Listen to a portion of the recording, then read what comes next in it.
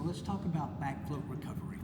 This is a little tricky, a little complicated,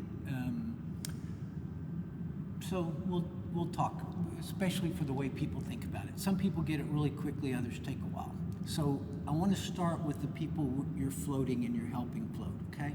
So what you want them to do, and what you're going to tell them is, you're going to say, I want you to look up, I want you to pull your knees in.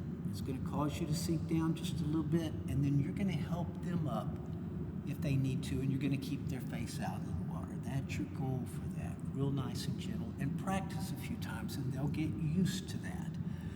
The other thing you want to do, once they get started to be comfortable for that, one of the really important things is the hands pulling up from the bottom, from like your hips, coming up this way. And you remember we talked about it early on when we talked about going backwards with the hops.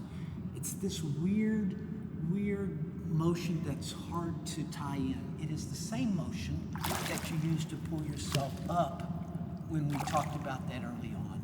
But in the back float, it's different, and it begins with this. So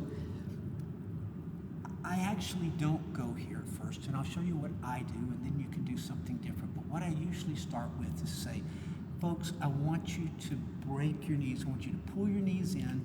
When they come in, you're going to start to sink. Hold your breath before you do this. Get a good breath. Pull your knees in. You're going to start to sink, and as you sink, your face might go under the water. So you're going to hang on, you're going to hold your nose if you need to, you're going to blow out your nose a little, but you're only going to be under for a second, and then you're going to stand back up. And so I say it looks like this. So here's your back float, get a breath, and we're in. And if they have that breath, and they'll feel their rotation in the body, that works, that gets started. There are a few people who are scared of that one, and if they are, take your time. But most people have, because of what we've done already, they're okay going underwater. They know how that's going to feel. If they hold for a second or two, they feel that rotation under the water, and then they're good to build on. So here's the build on it. So you're on your back, you get a breath, you lift your head up, you put your hands down beside your hips, you pull your knees in, you start to sink, and you pull your hands up, okay? So, I'm floating. I take a good breath. I have my hands down. I look up. I pull my knees up. I start to move. I use my hands to pull me up, to spin me around my rotation. And you get it? Here, breath, look up, pull up, spin around, and I'm good, and begin to practice. And once they get this recovery piece, and watch everybody, because everybody does it a little different, but as they get that recovery piece, then begin to put the whole thing together and say, okay, on your own, float back, do your float back as long as you want. The people who love it will be there half the class if they can. That's fine. Let them enjoy that. Then when they're ready to recover, just make sure that they have that recovery piece in some form or fashion so that they can consistently know they can get back up to get standing, so they're just not stuck in the water, right? And then we're good to go. So now we're going to do recovery. And so once people are comfortable on their back, they very quickly want to know, how do I get back up? For a while, we're holding their head, we're helping them stand back up, but how do they get back up? So we're going to run through real quickly the recovery steps. So I'm going to tell you that my steps are deep breath always, head up, knees up, and hands pulled around, right? But man, that's a lot of stuff to learn all at once. So let's do them in pieces. So the first thing I teach is deep breath and let yourself sink. And a lot of times that's adequate, especially for people who sink nicely, especially if their legs sink. So we'll just show you that one real quick. So on this one, what I'd like you to do, and you can start on the wall if you want to, or you can start just standing, whichever way is comfortable for you. Okay. And I think I want you to come back this way if you were with your back float. So okay. Float back this way. Okay. And what I want you to do is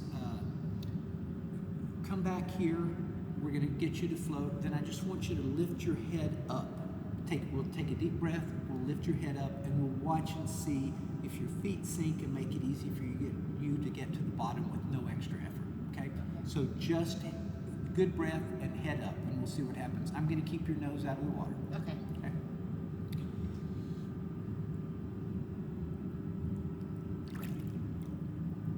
Nice. Good. So you're here, so take a deep breath, lift your head up towards your toe. Stand up. That's beautiful. That's beautiful. So once your nose was up and down, I wasn't worried about it. Since when your nose is back, I don't want that water coming in. So that's nice. So you sink nicely. So if you take a deep breath and before you come up, and you just let your feet sink, right? Picking up your head is going to make your feet sink, right? We told you head follows the body. If you pull your head, the body follows the head. Pull your head up, the body's going to sink down. So when she pulls her head up, her feet are going to sink, everything's going to fall. If she's shallow enough, she just comes to stand up as long as she has enough air to be underwater for a second or two to come up. That's what you did. Beautiful. Thank you very much. So if we don't want to do that, then the next thing, and she could actually do this, is while she's on her back, she pulls her head up, she drops her hands down in the water. In fact, I do that. Hands down first, head up, and then she's just going to pull her hands forward, and it's going to be a big circle. So it's going to be a big circle right here that's going to help her rotate. And I know that Denise can do this, so we'll show you this one as well. So it's going to be still a good breath before you come up. That makes it easy, right? A good breath. Lift your head up. Big breath, put your hands down, lift your head up, and then pull yourself up. And we'll do that rotation that way, okay? Now, if I've got a student that I'm working with that isn't comfortable at all, I'm watching behind their neck, and if they need to, I give them a small push when they start to come up. So we'll see how this plays.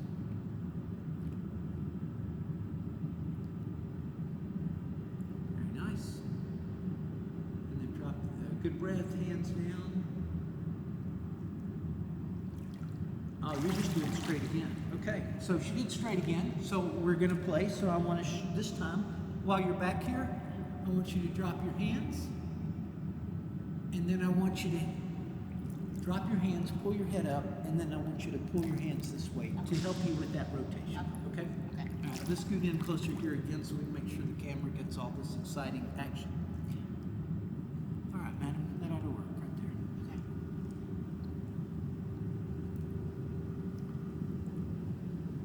That's a pretty way to get into a back float right there. So you're going to drop those hands down just a little below you. Take a good breath, head up, and then pull your hands up for you. Ah, it's a challenge. It's a challenge. Good. So that's all right. So let's play this. This is beautiful. So when you're floating, your hands are nicely out here on your side. So what I want you to do is point them up to the ceiling. And I want you to pull them down, and so it'll be under you. So while you're back here, you're going to pull those hands down with your palm facing forward, and it's going to be under you.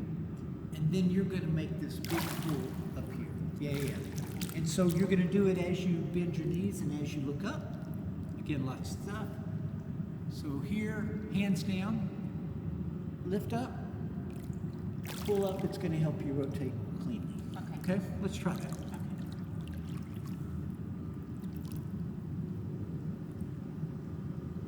Pretty in, and just drop them down below you, head up, and then strong pull. Let me get you there slowly. You're still mostly dropping, you're not pulling. So we're going to do a backwards pull. So I think we've done this once.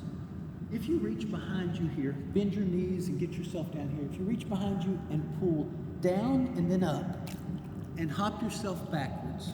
There you go. That's actually nice. It's very awkward, isn't it? It's very awkward, but it does move you backwards. So that's really nice. So what we're looking for on this one is as you're back here in your float, you have your hands down just like you have them back here, but you have them down here. And when you come up, you pull those hands all the way around in the same way, and it lets you keep your head out of the water. it's really the only thing that the arms are doing for you, because you're fine, but it'll let you keep your head out of the water. Okay? And some people, that's a huge deal for some people, and so for those folks, this gives them a way to do that. So let's see if that makes sense this time.